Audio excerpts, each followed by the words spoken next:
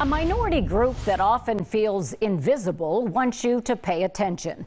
It is the 12th annual International Transgender Day of Visibility. It celebrates both trans and people who are non-binary, meaning they don't exclusively identify as male or female.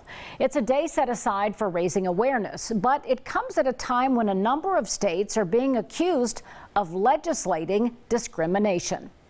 I've been a part of Trans Ohio since 2012, and my goal was to help transgender youth not have to go through the same fights I went through.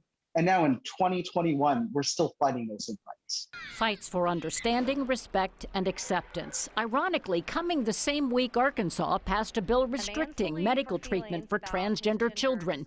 And states, including Ohio, have bills pending to ban transgender girls from school sports, backed by candidates like Republican Josh Mandel. I've not talked to any mom or dad that thinks it's a good idea to allow boys to play girls' sports. I mean, that's just a crazy idea.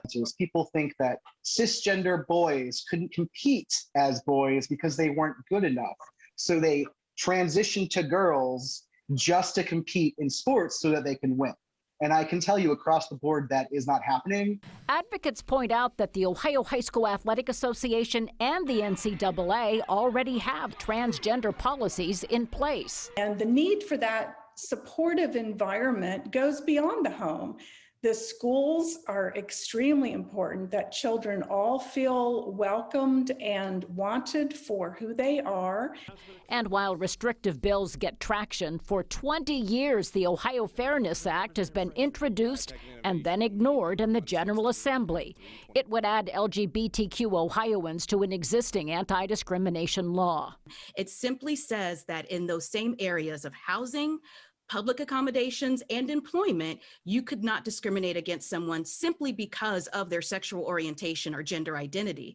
And advocates say a majority of Ohioans support inclusion. A new poll from the Public Religion Research Institute shows 76% of Americans now support non-discrimination protections. So for our lawmakers here in Ohio, it's not just a matter of listening to the LGBTQ people who live in their district. It's a matter of listening to all of their constituents, a majority of whom support these types of laws, support full inclusion for LGBTQ people.